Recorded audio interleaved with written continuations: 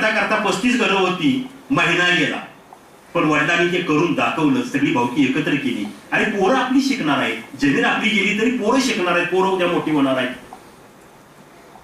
हे शिक्षण त्यांनी 1960व्या शतकामध्ये जाणलेलं होतं, ओळखलेलं होतं. म्हणून मी विज्ञान शिकू शकलो आणि मी त्याच्यामध्ये विज्ञान शोधायला लागलो. वडिलांनी नुसती ज्ञानेश्वरी सांगितली असेल, परंतु 1989 साली मिर्जेला मिशन हॉस्पिटलमध्ये वडिलांना ऍडमिट केलेलं होतं. मी त्यांच्या बरोबर होतो, नुसताच नोकरीला लागलेलो होतो आणि माझ्याकडे पुस्तक एक होतं, इतिहासाचं पुस्तक होतं. त्यांनी विचारलंय मला त्याच्यात काय आहे. इतिहास वाचतोयस, तुला आवडतोय? आवड. त्यावेळी मला रेफरन्स दिला 89 साली संभाजीराजांचा इतिहास वाचणं. कुठलं का मला माहित नव्हतं. कुठं 4वी 7वीच्या पुस्तकात वाचलं असेल. आम्हाला तेवढंच माहिती हो, जे शिकवलंय आम्हाला, जे गुरुंच्यावरती विश्वास खूप मोठा आमचा. त्या गुरुजींनी जे सांगितलंय तोच नाही म्हटले. ते काहीतरी चुकीचं त्या पुस्तकातून आहे. कारण ज्या राजाने एवढं सगळं घडवलं त्याने कुठं वाचलं होतं मला माहित नाही. नंतर सांगतो त्यांनी कुठं वाचलं होते. ज्या राजाने एवढं सगळं सांभाळलेलं होतं त्या राजाची गुण अशी वाईट नसणार आहे. वाच म्हटले, जरा बाकीच्यांची पुस्तकं वाच. म्हणजे तुम्ही ती पुस्तकं वाच. 3री शिकलेली 4वी 7वीचं पुस्तक वाचायचा प्रश्नच नव्हता. तुम्हाला कुठं माहिती झालंय. त्यांनी एक लेख छापखान्यामध्ये जी अक्षर जुळवायचे काम करत होते ते त्यावेळी त्यांच्या वाचनात आलेलं होतं. त्यांनी मला संदर्भ दिला आणि सांगितलं संभाजीराजा वाचून. म्हणून मी आज संभाजीराजा हा माझ्या वडिलांचा आशीर्वाद. त्याने जर मला सांगितलं नसतं, ते वाचायच्या भानगडीत पडलो नसून मला सुद्धा संभाजीराजे समजले नसते. आज मी संभाजीराजांना समजावून घेतोय अजून आणि तुमच्यासारख्या विद्यार्थ्यांना सांगायचा प्रयत्न करतो. आणि उद्ध्वस्ताचे प्रमाणे जैसे न चालता सूर्याचे चालणे, तैसे निष्कर्मित्व जाणे निकर्मीची असता. हा विज्ञानातला रेफरन्स आहे. आपण विज्ञान शिकतो त्याच्यातला रेफरन्स आहे. ज्ञानेश्वरांनी ज्ञानेश्वरीमध्ये सांगितलं. उपजल्या बाळाशी सर्वता, उपजल्या बाळाशी सर्वता, वेगळाने माता पिता, एक वीर्याने निक्षेपिता, धरी पोषणता जननीची. ज्ञानेश्वरांनी ज्ञानेश्वरीमध्ये तत्वज्ञान सांगितलेलं आहे. तुकाराम महाराजांनी गाथेमध्ये समाजाला लागणारं व्यवहार ज्ञान सांगितलेलं आहे. व्यवहार ज्ञानातली ओवी आहे, अभंग आहे. उपजल्या बाळाशी सर्वता. सगळ्यांच्या जीवनामध्ये घटना घडत असते. उपजल्या बाळाशी सर्वता, स्त्री बीज आणि पुरुषाकडून येणारा स्पर्म यांचं मिलन होतं आणि जीव जन्माला येतो. जीव जन्माला कसा येतो हे 1875 साली ऑस्ट्रेलियन शास्त्रज्ञानं दाखवून दिलं. सरित बसलेत ही शेरमॅक शेलुद्दीन त्यांची नावं त्याच्यामध्ये. शेलचा शोध, पेशीचा शोध कोणी लावला. तो शोध घेत असताना ऑस्ट्रेलियन शास्त्रज्ञानं मेल आणि फिमेल, पुरुषाकडून येणारं मेल स्पर्म आणि स्त्री बीज यांचं मिलन होतं आणि जीव जन्माला येतो. साधा सिद्धांत त्यांनी वैज्ञानिक रूपानं दाखवून दिला. आता तुकाराम महाराजांनी कुठला एक्सपेरिमेंट केलेला होता हो? कुठलं विज्ञान वाचलेलं होतं? कुठल्या विज्ञानाचा प्रयोग केलेला होता? उपजल्या बाळाशी. तुकाराम महाराजांचा अभंग आहे. तुकाराम महाराजांनी 16व्या शतकामध्ये सांगितलेला आहे. सिद्धांत संतांनी मांडले, सिद्धांत संतांनी मांडले आणि त्याची उत्तरं शास्त्रज्ञांनी दिली. उपजल्या बाळाशी सर्वता, वेगळाने माता पिता, एक वीर्याने निक्षेपिता, धरी पोषणता जननीची. अर्थ सांगायची गरज नाही. एक वीर्याने. तुम्हाला सांगायला काय हरकत नाही. मी विज्ञानाचा प्राध्यापक शिकवतो. मी माझ्या वर्गात सुद्धा मी हे सांगण्याचा प्रयत्न करत असतो. कारण 300 cc ज्याला सिमेंट म्हणतात ते मिळतं. त्याच्यामध्ये लाखो स्पर्म्स असतात की ज्याचा फक्त एकाचाच उपयोग तिथं होत असतो. वॉर ऑफ स्पर्म म्हणतात त्याला. War of sperm. स्पर्मांचं माहिती सुरू असतं त्या अंड्यापर्यंत पोहोचण्यासाठी. त्याच्यातला एक तिथं पोहोचतो, त्याचं फर्टिलायझेशन होतं आणि जीव जन्माला येतो. तुकाराम महाराज एक वीर्याने निक्षेप. एकच वीर्य. काय माहिती होतं?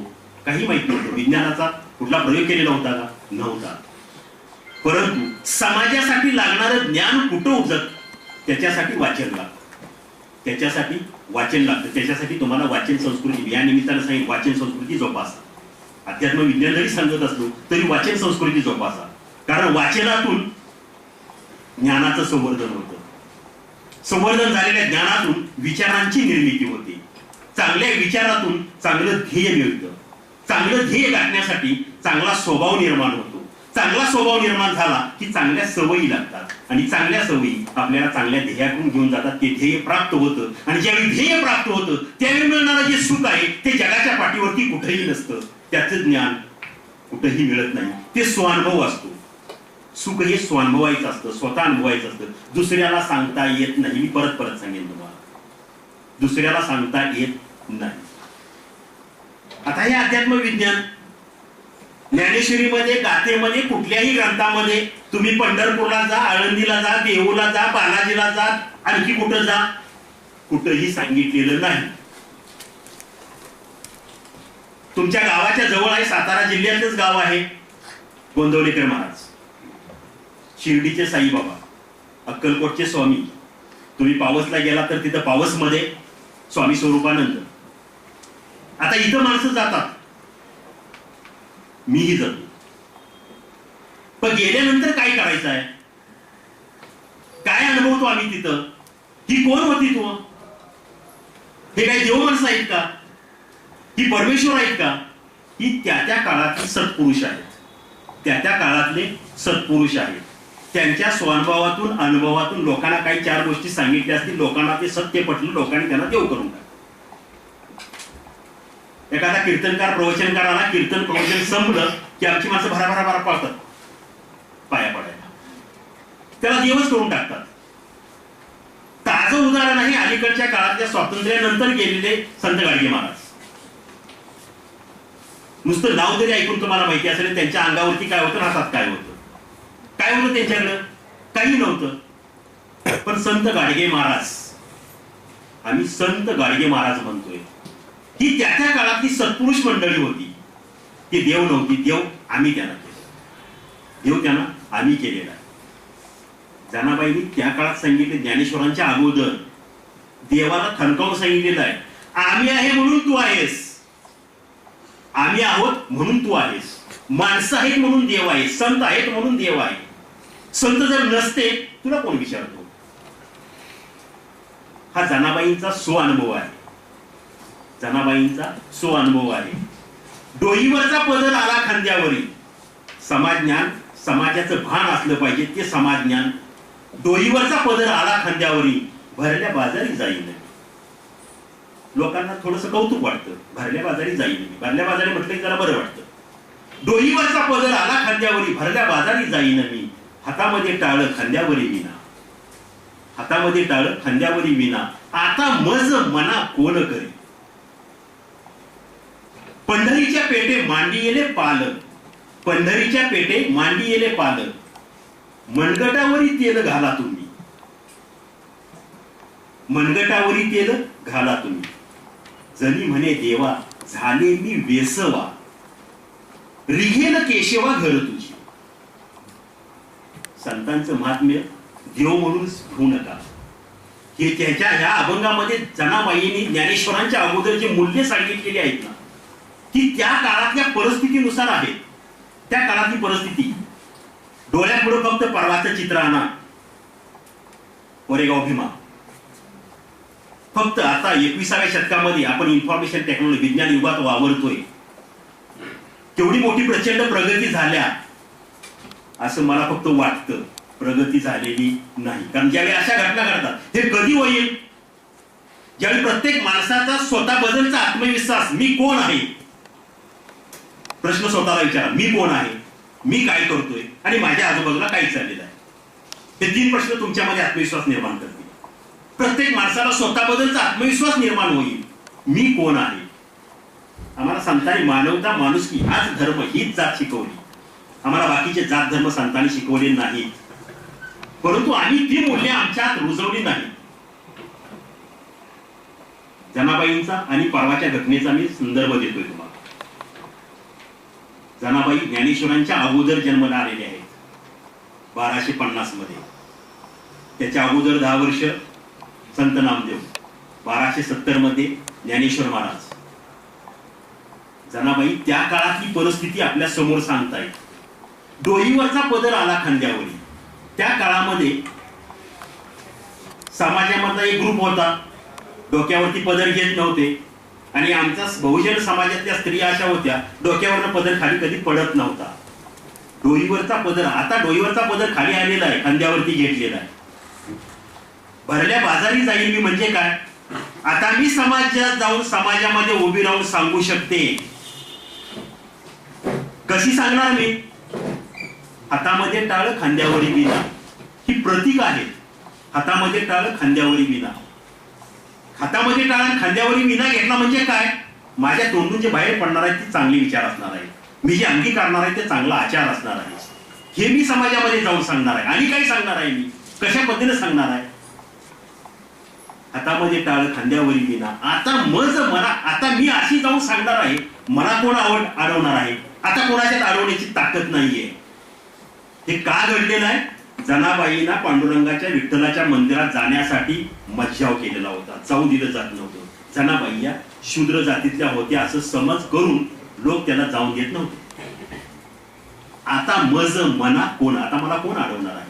पंढरीच्या पेटे मांडियेले पाल, आता पंढरीच्या पेटेतच उभं राहून सांगणार आहे, मी पालच टाकलेलं आहे तिथं, माझा इथं संसार असणार आहे, मी इथंच असणार आहे, मी इथंच राहणार आहे, आणि मी समाजाला सांगणार आहे. पंढरीच्या पेटे मांडियेले पाल, मनगटावरी तेल. आता तुम्हाला काय बोंबलायचं आहे ते बोंबला, कसंही बोंबला, पण मी समाजाला सांगणार आहे.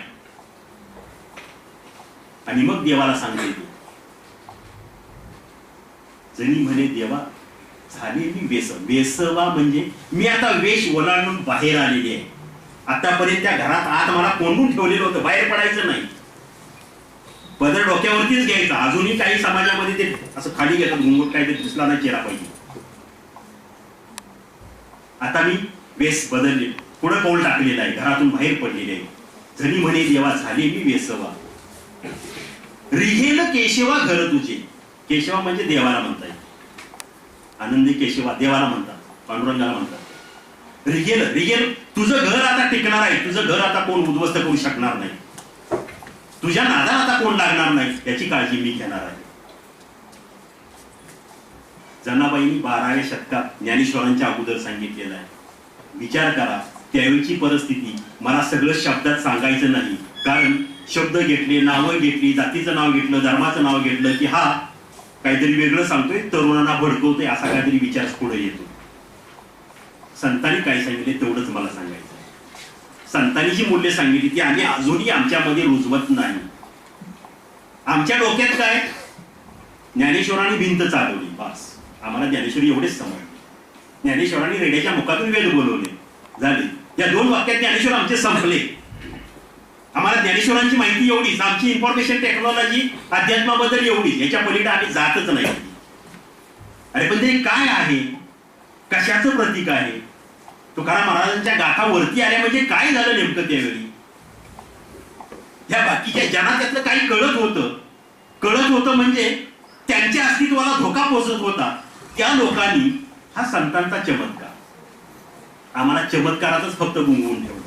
आणि आम्ही त्यांच्या बाहेर, आमचे कीर्तनकार सुद्धा, हे मी तुमच्या समोर बोलायचं धाडस करतोय, तुम्ही मुक्त विद्यापीठाचे आहात, मला मुक्त बोलता येते, वर्गात सुद्धा मी बोलतो, विद्यार्थ्यांच्या समोर सांगायचं आहे मला हे, कारण त्या प्रवचन आणि कीर्तनकारांच्या तिथं व्यासपीठावरती जाऊन असं खुलेपणानं बोललं ना, कारण ती सगळी भावनिक झालेली असतात. तुकाराम महाराज म्हटलं, तुकाराम तुकाराम, रामकृष्ण हरी, गोपाला गोपाला, हे सगळं भावनिक झालेलं असतं तिथं वातावरण. बौद्धिक लेवलला जाऊन कोणी विचारच करत नाही. सांगणाराला माहिती असतं, परंतु सांगणाराला भीती वाटत असते. मी जर आता हे उघड सांगितलं तर मला परत कीर्तनाला प्रवचनाला बोलवतात का नाही कोणाच, म्हणून सांगणारा धाडस करत नाही. त्याला माहिती आहे, त्याला वाचते, जो वाचतो ना त्याला माहिती असतं, फक्त सांगायचं धाडस कोण करणार झाले का माहित नाही. का जे सांगितलं, ज्यांनी सांगण्याचा प्रयत्न केला, तुम्ही मला विषय बदलायला आले, सांगण्याचा प्रयत्न केला, ती तिघं गेली. कोण नावं माहिती आहे तुम्हाला, कोणी ते पण माहिती आहे, ती तिघं गेली. परंतु समाजातल्या तरुण पिढीला संतांची माहिती मिळाली पाहिजे. आणि 16व्या शतकात जर तुकाराम महाराज सांगत असतील, 12व्या शतकामध्ये जर ज्ञानेश्वर महाराज सांगत असतील, आणि ते जर आता घडत असेल तर त्या परिस्थितीनुसार मग त्यांनी काय मूल्य त्याच्यामध्ये सांगितलेली आहे, आम्हाला अजून ती कळत नाही, आम्हाला अजूनही समजत नाही. आम्ही अजूनही भीमा कोरेगाव घडवतोय, आम्ही अजूनही बंद पाळतोय. अलंकार हॉटेल कराड मधलं मला मुद्दाम सांगायचं आहे, या पश्चिमेच्या बाजूला चांगलं हॉटेल आहे, पूर्वेच्या बाजूला चांगलं हॉटेल आहे, मध्येच अलंकार हॉटेल आहे. तिकडच्या हॉटेलवरती दगड नाही मारला, पूर्वेच्या बाजूला नाही दगड मारला, अलंकार हॉटेलवरतीच दगड मारला. का? ज्यानं दगड मारला त्याच्या मनात अजूनही खतखत आहे त्याच्याबद्दल. ते हॉटेल कोणाचं आहे माहित नाही मला, तो काय करतोय त्याचा ना माझा विरोध आहे. बाकीच्याचं मला काही घेणं देणं नाही. कशामुळे उद्भवलंय, का उद्भवलंय त्याचा अभ्यास करणं गरजेचं नाही, परंतु त्याला मला सरळ त्याला दाखवायचं, धडा शिकवायचा आहे मला, म्हणून त्याच्या काचेवरती मी दगड मारला. मोर्चा निघतो, मोर्चा निघत असताना काहीतरी घटना घडत असते. कुठं घडत असते नेमकं? सगळीच दुकान असतात की सगळेच असतात ना, सगळ्यांचं उद्ध्वस्त करत नाही, ठराविक ठिकाणी विचार तुम्ही करायचा. मी प्रश्न तुमच्या समोर सोडतो. संत ज्ञानेश्वर असतील, नामदेव महाराज असतील, हे कशासाठी संतांनी निर्माण केलं? विषय थोडासा पाठीमागे गेला तर त्या काळामध्ये जे सुलतानाने हल्ला केला आणि सगळा बहुजन समाज विघटित झाला. बहुजन समाज सगळा विघटित झाला. या समाजाला संघटित करायचं होतं. विघटित झालं, खूप मोठा इतिहास आहे. विघटित झालेल्या समाजाला संघटित करायचं होतं. हे कोणी केलं? ह्याच्यासाठी कुठला राजा आला नाही, ह्याच्यासाठी कुठला कोण पंतप्रधान राष्ट्रपती कोणी आलं नाही.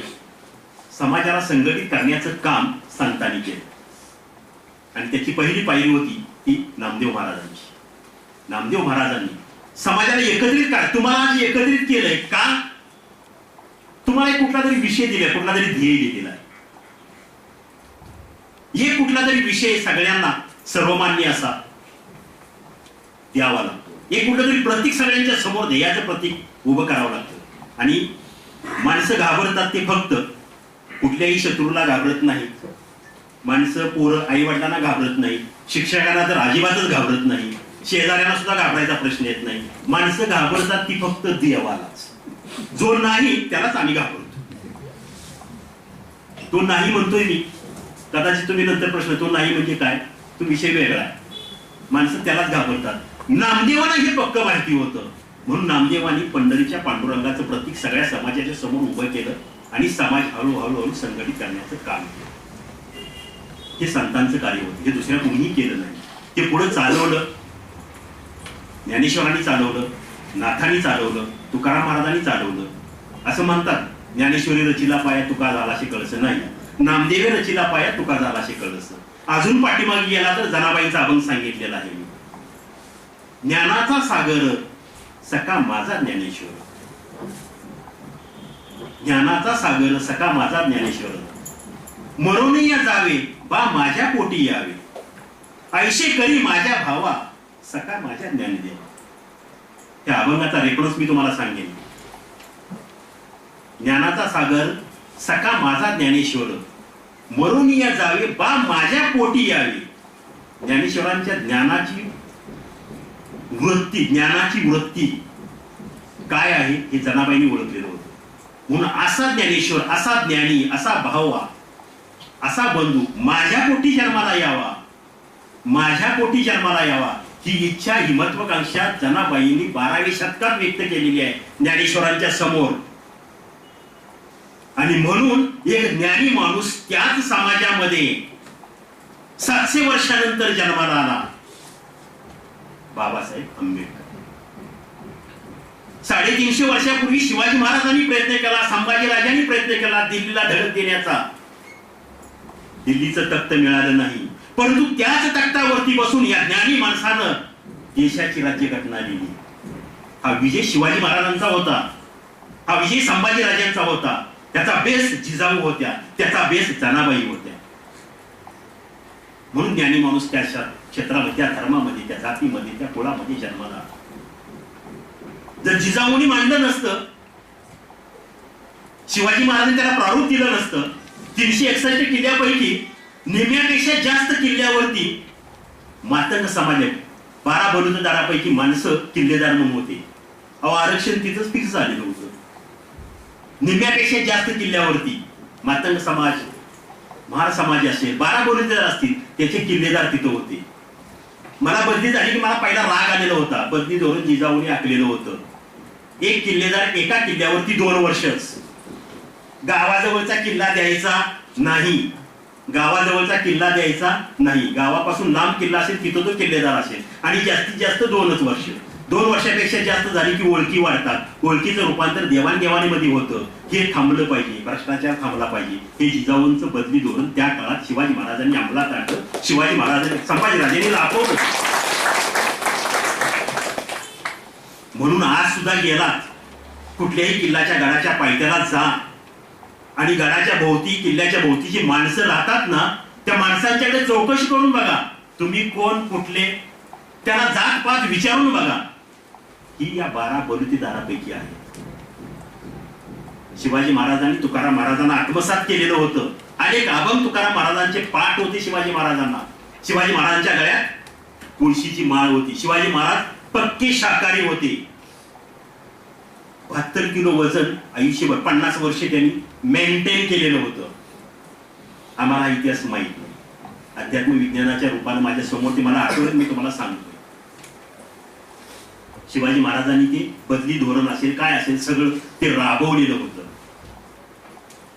अध्यात्म आणि विज्ञान जिजाऊंनी शिवाजी महाराजांना दिलेलं होतं.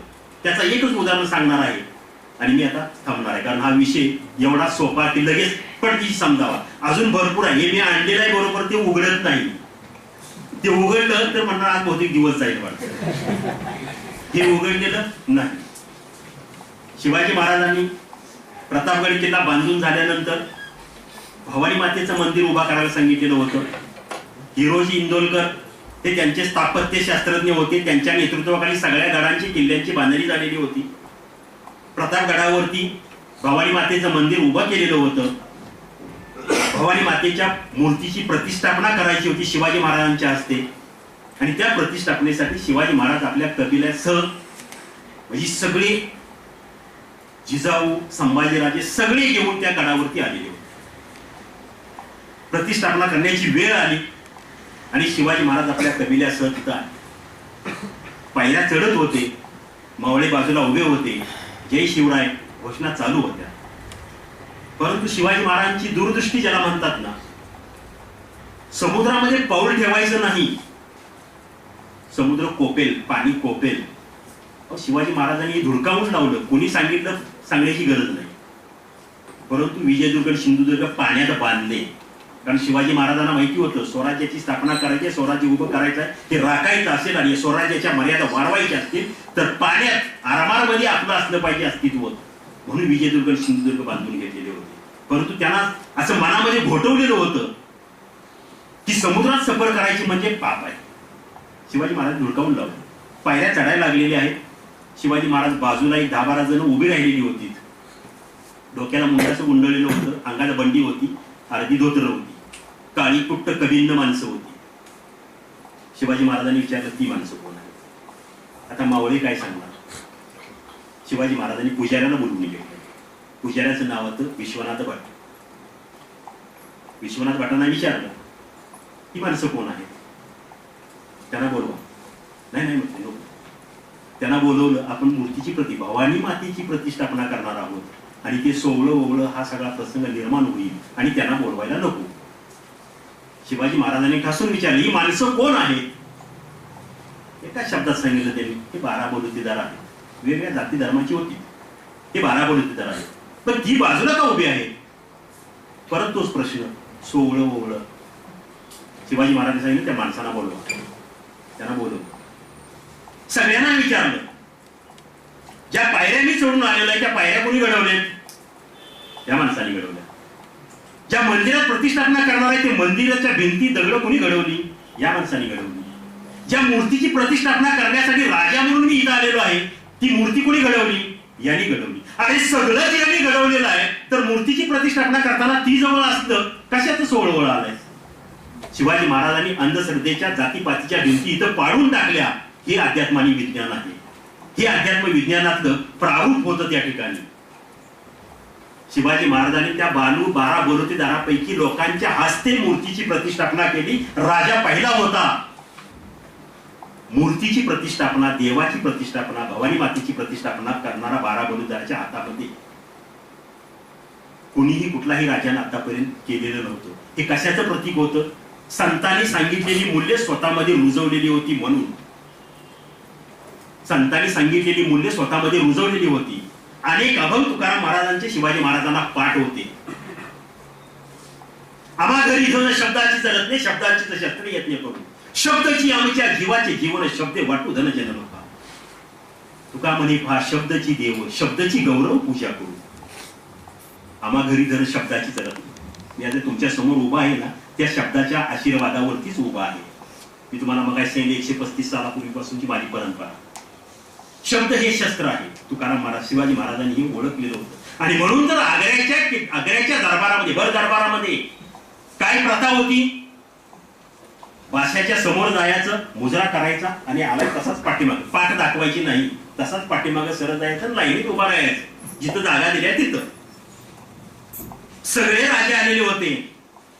50वा वाढदिवस होता बादशहाचा, औरंगजेबाचा, आणि त्याच्यासाठी शिवाजी महाराज गेलेले आहेत.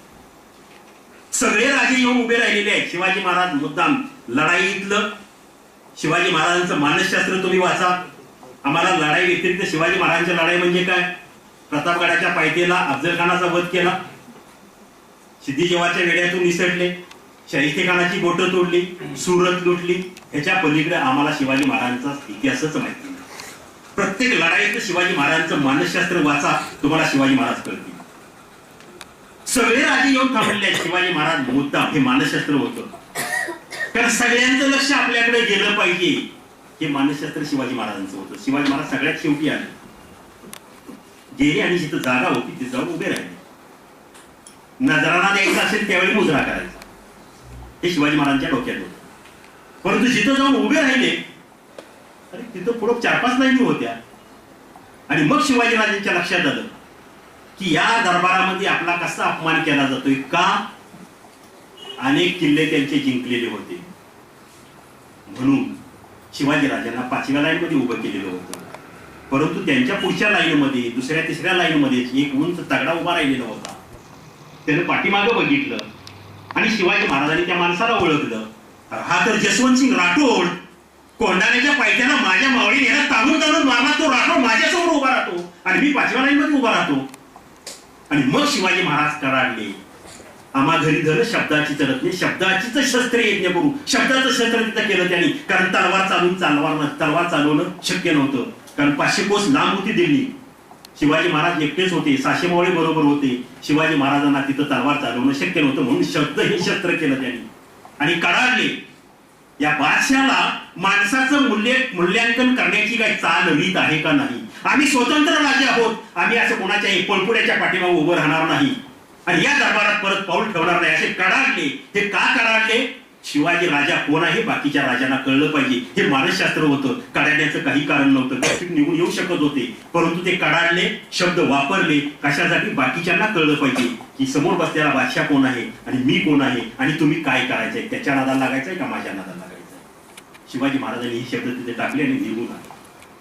इथे सगळं सांगणार नाही, परंतु तुकाराम महाराजांच्या अभंगाचा परिणाम काय होता हे त्यातलं अध्यात्म, हे विज्ञान होतं. बापूजींचं विज्ञान तेच आहे, ज्ञान, विज्ञान आणि सुसंस्कार. मला मिळालेलं ज्ञान आहे, त्या ज्ञानाचं ऍप्लिकेशन समाजाला मी काय देतोय, समाजाला कसा जाऊन सांगतोय, ते विज्ञान होतं. आमच्याकडे विज्ञान युग सुरू आम्हाला कळायच्या अगोदरच बापूजीने 1954 साली विज्ञान हा शब्द त्या ध्येयामध्ये घातलेला आहे. कशासाठी घातलेला आहे? जे शास्त्रज्ञांचं विज्ञान आहे तेवढंच विज्ञान नव्हे, तेवढंच विज्ञान धरू नका. संतांनी सांगितलंय ते सुद्धा विज्ञान आहे आणि ते विज्ञान समाजाला कळवून द्यायचं आहे. भिंत चालवली म्हणजे कुठली भिंत चालवली? ज्ञानाच्या आणि लोकभाषेच्या मध्ये जी भिंत उभी होती. ज्ञान एका बाजूला होतं, लोकभाषा दुसऱ्या बाजूला होती.